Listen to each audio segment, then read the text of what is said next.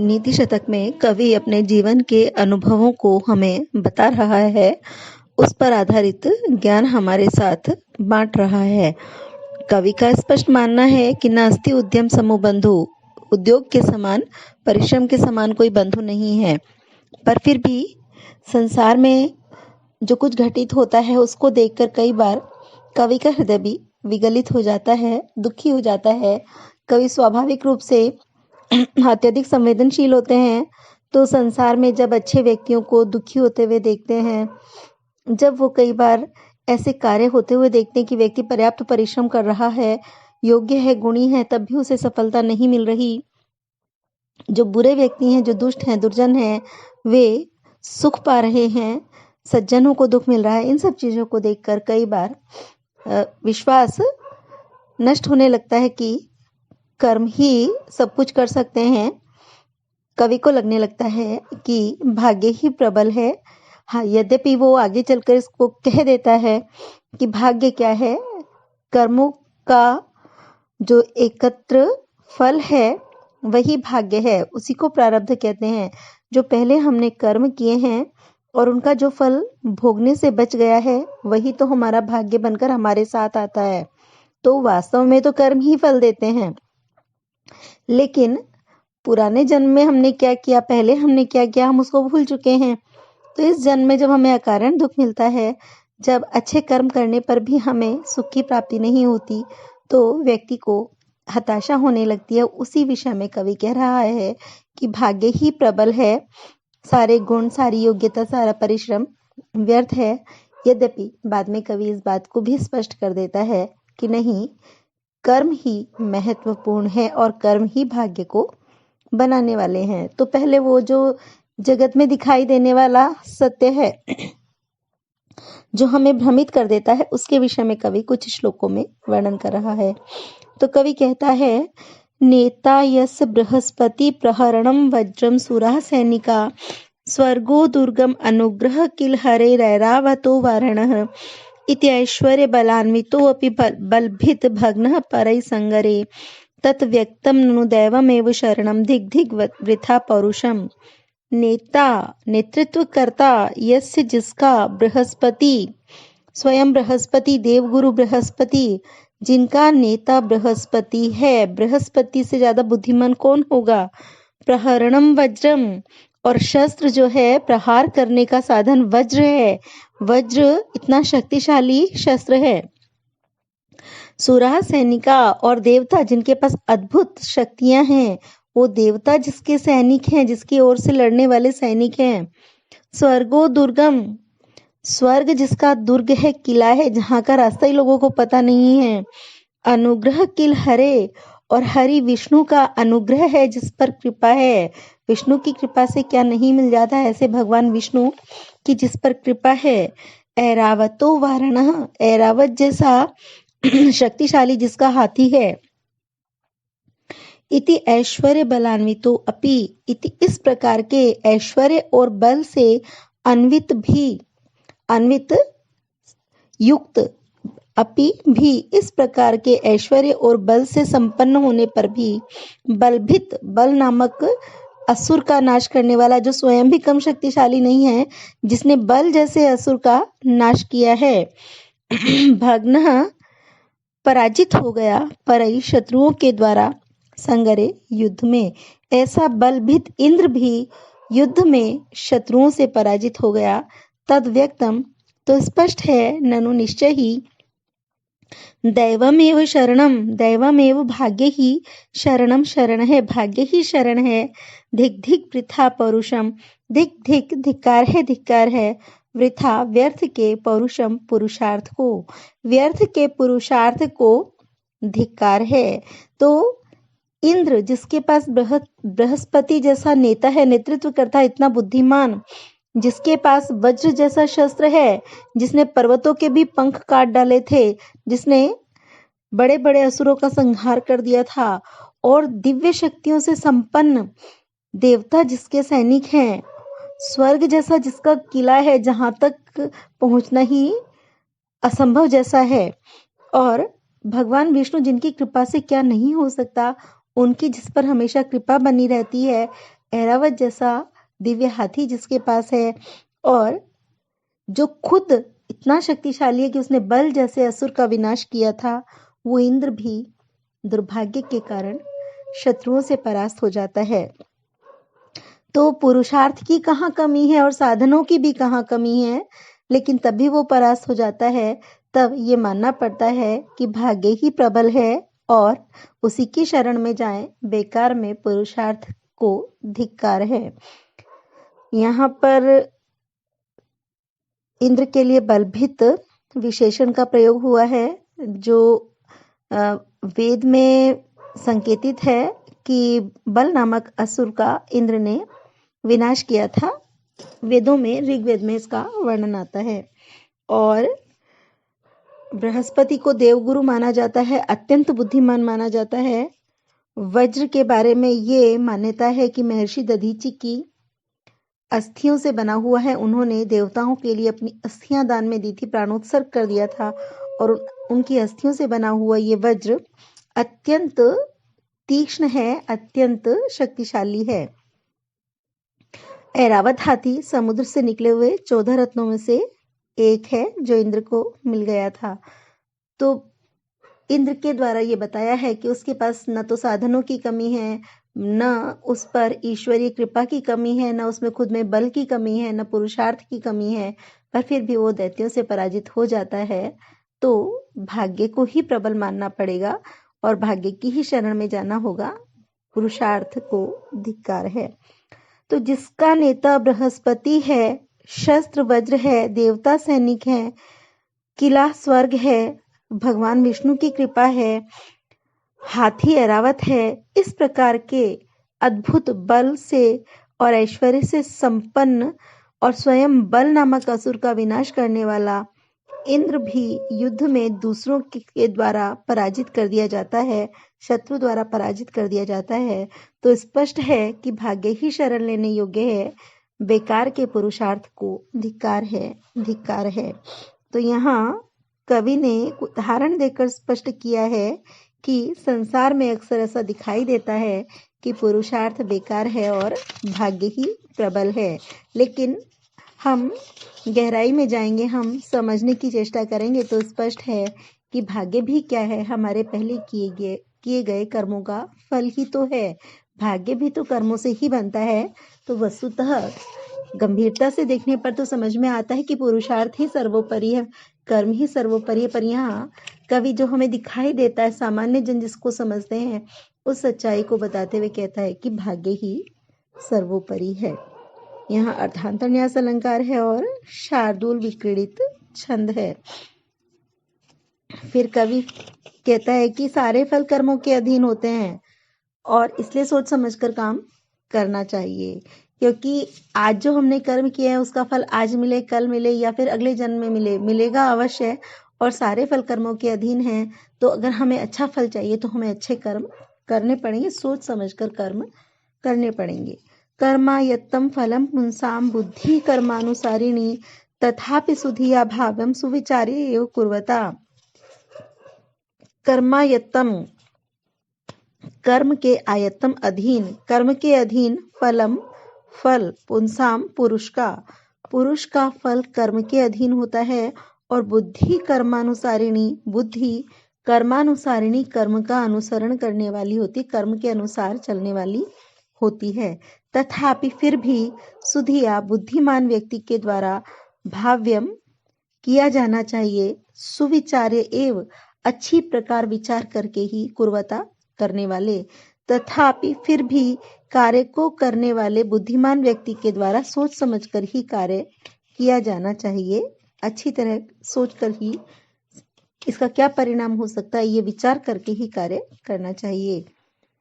तो मनुष्यों का फल कर्म के अधीन होता है और बुद्धि कर्म के अनुसार ही हो जाती है। जैसे कर्म हम करते रहते हैं, फिर बुद्धि भी उसी प्रकार की हमारी हो जाती है, उसी तरह से हम सोचने लगते हैं। तो इसलिए जो कर्म को करने वाले बुद्धिमान व्यक्ति हैं, उन्हें सोच समझकर ही कार्य करना चाहिए, बिना सोचे कार्य नहीं करना चाहिए।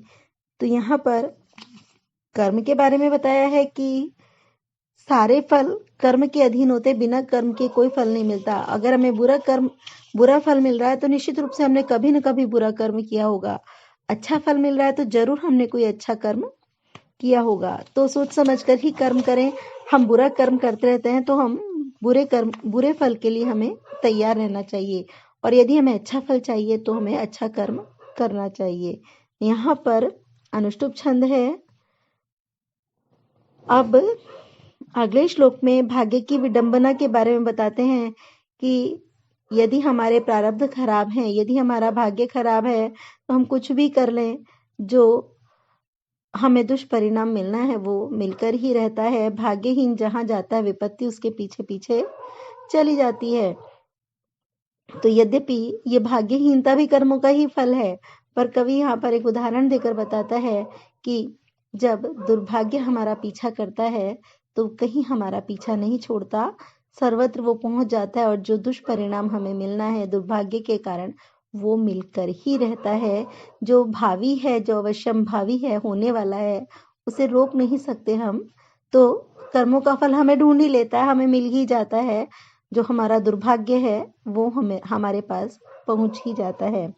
तो उदाहरण से समझाते हुए कवि कहता है, खलवाटो दिवसेश्वरस्य किरणै संतापितो मस्तके वाञ्छन् देशम् अनातपं विधिवशात् तालस्य मूलं गतः तत्रापि अस्य महाफलेन पतता भग्नं सशब्दं शिरः प्रायो गच्छति यत्र भाग्यरहितः तत्रैव यान्ति आपदः।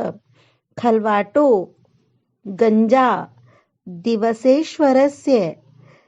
दिवसेश्वर दिन के स्वामी सूर्य की किरणों से संतापित तप्त किया गया, तपाया गया, मस्तक पर वांछन देशम अनातपम धूप रहित देशम स्थान को वांछन चाहता हुआ, धूप रहित स्नान की इच्छा करता हुआ, विधिवशात भाग्यवश, क्योंकि भाग्य ऐसा चाह रहा है इसलिए भाग्यवश तालस्य ताड़ के मूलम नीचे जड़ में गतः चला गया, ताड़ की छाया में ताड़ के नीचे चला गया।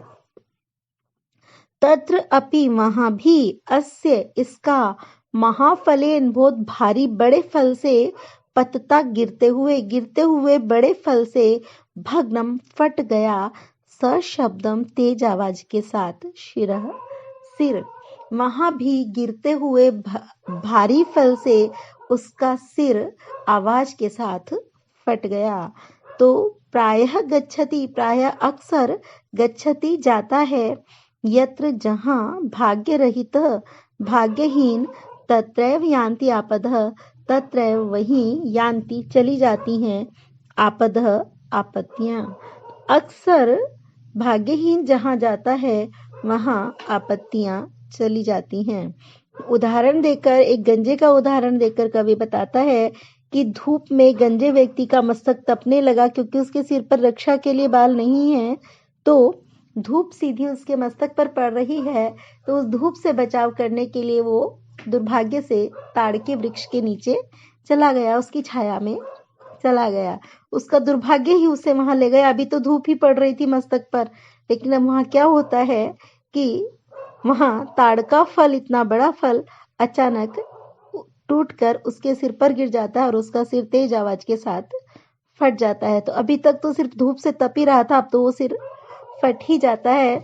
तो कवि इस उदाहरण से बताना चाहता है कि जो दुर्भाग्यशाली है, जिसका दुर्भाग्य पीछा कर रहा है, वो दुर्भाग्य से बचने के लिए जहां जाता है वहां दुर्भाग्य उसे अपना दुष्परिणाम देकर छोड़ता है। तो पहला दुर्भाग्य तो ये कि उसके सिर पर बाल नहीं है, उस पर से उसे तेज धूप में चलना पड़ रहा है। उसके बाद वो बचने के लिए भी गया तो कहाँ, ताड़ के नीचे, और वहां भी उसी समय एक फल को टूटकर गिरना था जो उसके सिर पर ही गिरा और उसका सिर फट गया। तो उसका दुर्भाग्य था जो उसका पीछा कर रहा था, और एक के बाद एक उसके साथ में दुर्घटनाएं घटती चली गई। वो कितना भी उसने अपना बचाव का प्रयास किया कि धूप से बचने के लिए चलो मैं छाया में चला जाऊं, लेकिन क्योंकि उसका दुर्भाग्य था, वो उसके पीछे पीछे था, वो बच नहीं पाया, उसका सिर ताड़ के फल से फट गया। तो खल्वाटः दिवसेश्वरस्य किरणै मस्तके संतापितः सन् अनातपं देशं वाञ्छन् विधिवशात् तालस्य मूलं गतः। गंजा व्यक्ति सूर्य की किरणों से माथे पर तपाया गया धूप रहित छाया वाले स्थान की इच्छा करते हुए भाग्यवश ताड़ के नीचे चला गया। तत्रपि पतता महाफलेन अस्य शिरः स शब्दम भग्नम।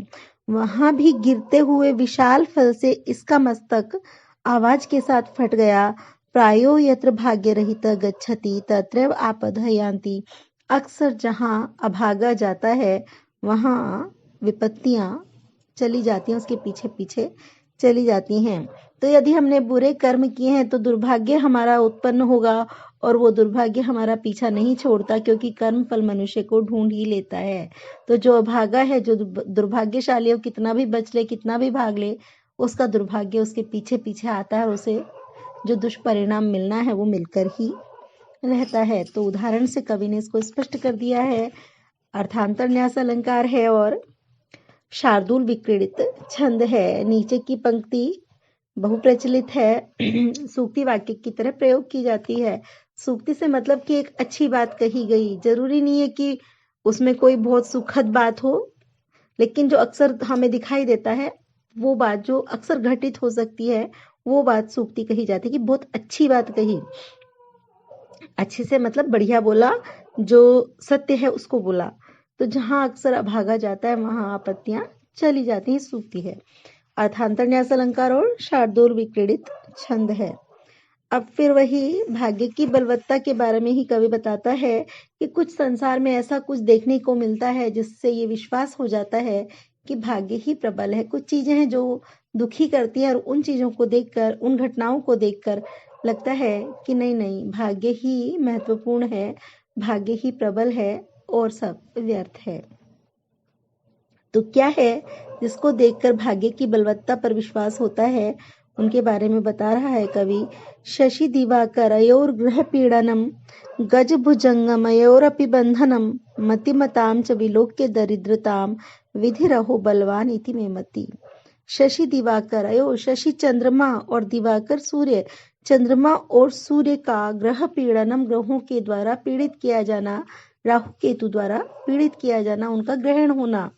तो चंद्रमा और सूर्य जैसे तेजस्वी नक्षत्र और जो लोग हित करने में निरंतर संलग्न रहते हैं, जिनके कर्म अत्यंत उज्जवल हैं, तो चंद्रमा और सूर्य जैसे तेजस्वी ग्रहों का, तेजस्वी नक्षत्रों का राहु केतु जैसे ग्रहों के द्वारा पीड़ित किया जाना। और गज भुजंगमयोर अपि बंधनम, गज हाथी और भुजंगम सर्प का भी बंधनम बंधन, हाथी और विषधारी विषैले सर्प का भी बंधन। इतना बलशाली हाथी, उसको भी लोग बांध लेते हैं, और इतना विषैला सर्प जिसको देखकर ही लोग भयभीत हो जाएं, उसे भी पिटारी में बंद कर लेते हैं। तो उनके बंधन को देखकर मतिमताम च विलोक्य दरिद्रताम, और मतिमताम बुद्धिमानों की दरिद्रताम, दरिद्रता को विलोक्य देखकर, बुद्धि से क्या नहीं हो सकता, बुद्धि से पानी में रास्ता बनाया जा सकता है। तो ऐसे बुद्धिमान व्यक्ति जिनके पास बुद्धि है, उन व्यक्तियों की भी दरिद्रता को देखकर विधि रहो बलवान, भाग्य ही बलवान है, इति में मति, ऐसा मेरा विचार होता है। मुझे लगता है कि भाग्य ही बलवान है, क्योंकि ये तीनों बातें विवश कर देती हैं सोचने के लिए। सूर्य और चंद्रमा में तेज की कमी नहीं है, उनके कर्म बहुत अच्छे हैं, लोकोपकार में संलग्न रहते हैं। पुरुषार्थ में क्या कमी है उनके, कि उनका ग्रहण होता है, ग्रहों के द्वारा उनको पीड़ित किया जाता है। हाथी इतना बलवान होता है, भला उसको बांधने की कौन हिम्मत करे, पर उसको बांध लिया जाता है। सर्प जो विषधारी होता है उसको बांध लिया जाता है। तो ये तो आश्चर्य की बात है, गुण और शक्ति कहाँ काम आए।